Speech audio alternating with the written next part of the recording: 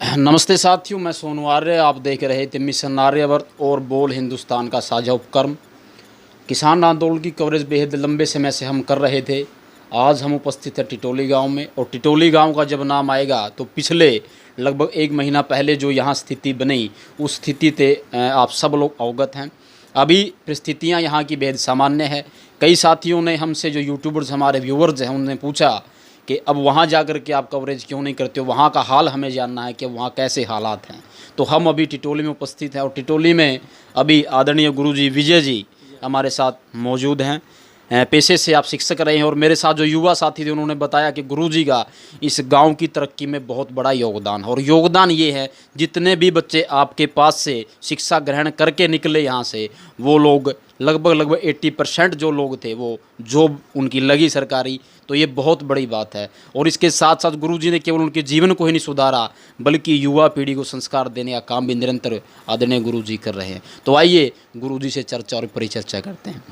गुरुजी, सबसे पहले तो हम आपके विद्यालय के विषय में थोड़ा सा जानना चाहेंगे। कब से आपने स्कूल प्रारंभ किया, और तब से लेकर के आज तक क्या माहौल आपने बदला, क्या चीज़ें आपने की? देखिए, मैंने विद्यालय धन कमाने के उद्देश्य से स्थापित नहीं किया था। जब भी स्थापित किया 1984 में, तब सेवा भाव था।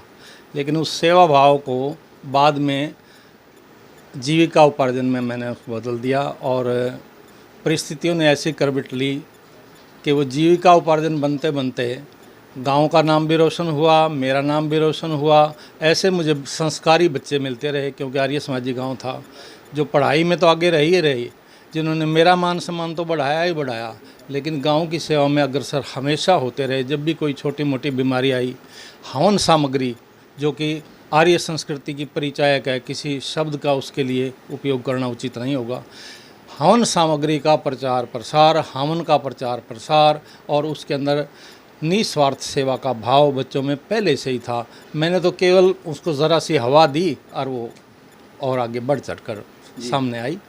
तो मैं ये कहना चाहूँगा कि जिन बच्चों ने मेरे स्कूल में शिक्षा ग्रहण की है, उन्होंने अपना, अपने परिवार का और पूरे गांव का नाम रोशन किया है। जी गुरुजी, उस दौर के विषय में हम आपसे जानना चाहेंगे, जो दौर उसमें कोविड का चला। आज पूरे विश्व में ही जो है कोरोना का दौर है, और पूरे विश्व में लगभग 35 लाख से ज़्यादा इस कोविड के कारण लोगों की मौतें भी हो चुकी है। हमारे गांव में जब शुरू में ये दौर चला, उस समय लोगों में क्या प्रतिक्रिया थी, लोगों में कितनी अवेयरनेस थी, क्या कहेंगे आप? इस कोविड के बारे में कुछ भ्रांतियां थी हमारे गांव में। लोग मान नहीं रहे थे कि ये कोई बीमारी है, और ये इसी महीने के लगभग मई मास के आरंभिक स्थिति में आपको बता रहा हूँ। लेकिन जब एकदम कोरोना का प्रभाव दिखाई दिया, यानी कि मृत्यु होनी शुरू हुई, 8-8, 10-10 लोग एक दिन में जाने लगे, तब लोगों में भय का माहौल पैदा हो गया। परिणाम स्वरूप लोगों ने एक झुंड में बैठकर ताश खेलना, हुक्का पीना, ये सब बंद कर दिया, मास्क लगाना आरंभ कर दिया, घरों में रहने लगे, जिसका प्रभाव ये हुआ कि लगभग 15 या 20 दिन की इस लहर के बाद अब कोरोना ढलान पर है। और अब यानी कि आज की डेट में कोरोना यहाँ पर नाम मात्र बच गया है। कोई 1-2 केस होंगे मुश्किल से, बाकी कोरोना ने एक लोगों को सावधान कर दिया है। उन लोगों ने आम तौर पर कोरोना के सरकार द्वारा जारी गाइडलाइन को पालन करने लगे हैं। जी अच्छा गुरुजी, आपसे ये भी हम जानना चाहेंगे कि जिस समय कोरोना यहाँ गांव के अंदर पीक पर था, और उस समय लोगों के अंदर डर का माहौल था। दूसरी बात, प्रशासन की तरफ से भी कोई खास कदम नहीं उठाई गई। ये तो हर एक उसकी बात है, किसी भी गांव को ले लें, किसी भी शहर को ले लें, आबादी इस देश के अंदर इतनी है कि प्रशासन चाह करके भी बहुत ज़्यादा सार्थक कदम नहीं उठा सकता। उस समय आर्य समाज के कुछ साधु सन्यासी निकले, यज्ञ धूम के माध्यम से जो है गांव की वातावरण को शुद्ध करने का उन लोगों ने प्रयास किया। इस प्रयास को आप कितना सार्थक मानते हैं, और इसने कैसे गांव की आबो हवा को परिवर्तित किया, ये भी आपसे ज़रूर जानना चाहिए।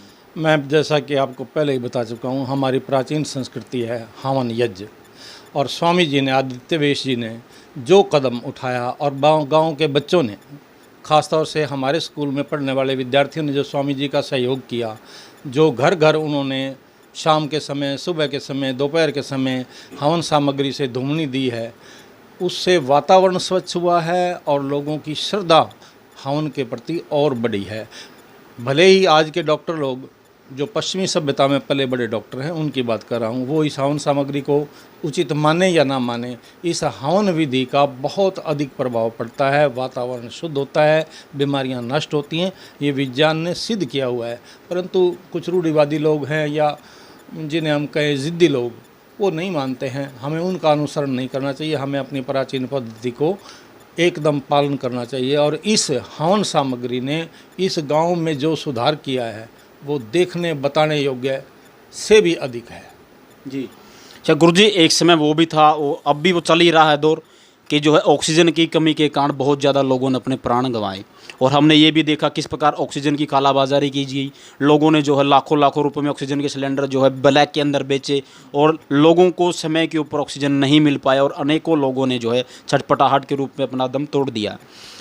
आर्य समाज टिटोली की ओर से यहाँ ऑक्सीजन बैंक खोला गया, दक्षिण अफ्रीका ने उसमें अच्छा खासा सहयोग किया, तो इस कदम के ऊपर आप क्या कहना चाहेंगे? आदरणीय स्वामी आदित्य वेश जी ने जो व्यवस्था गुरुकुल में की है वो अति सराहनीय कदम रहा। उन्होंने ऑक्सीजन जनरेटिंग मशीनों का प्रबंध किया, उन्होंने लोगों को अवेयर किया, उन्होंने हर प्रकार से गाँव को ये कह सकते हैं कि गांव को सही रास्ते पर सही मार्ग दिखाने का काम किया है। स्वामी जी के लिए ये गांव हमेशा आभारी रहेगा।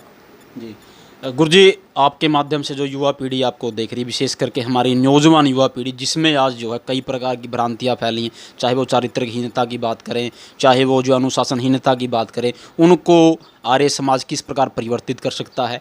एक ऐसा कौन सा संगठन आप कहेंगे जो उन्हें सही मार्ग दिखला सकता है, जो उन्हें सही रास्ते पर ला सकता है? ये भी अवश्य आपसे हम यहाँ जानना चाहेंगे। देखिए, ये आपने गंभीर विषय उठाया है।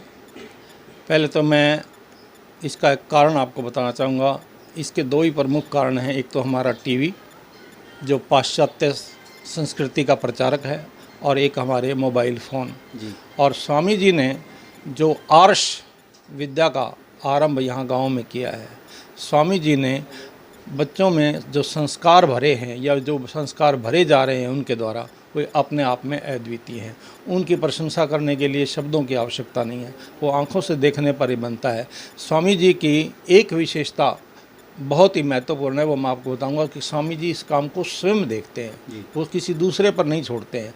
और जब आदमी किसी संस्था का मालिक स्वयं उसका प्रचार प्रसार करता है, उसका प्रभाव अपने आप में दोगुना हो जाता है। तो इसलिए हम स्वामी जी के प्रति तो हमेशा आभारी रहेंगे ही। गुरुजी, हमसे बात करने के लिए, समय देने के लिए आपका बहुत बहुत धन्यवाद। Thank you.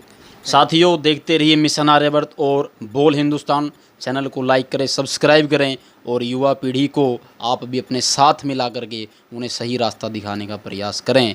बहुत बहुत धन्यवाद। मेरे साथी नवीन आर्य जी का भी बहुत बहुत धन्यवाद। आप अंग्रेजी दवाओं से परेशान हैं या फिर रोगों से परेशान होकर संसार से उठ जाना चाहते हैं? उठ जाने से पहले नाड़ीवैद्य क्या क्लब पर आइए और अपने सभी रोगों का आयुर्वेद में सही समाधान पाइए। साथियों, इस वीडियो को ज़्यादा से ज़्यादा लाइक करें, कमेंट करें, शेयर करें और चैनल को सब्सक्राइब करना ना भूलें।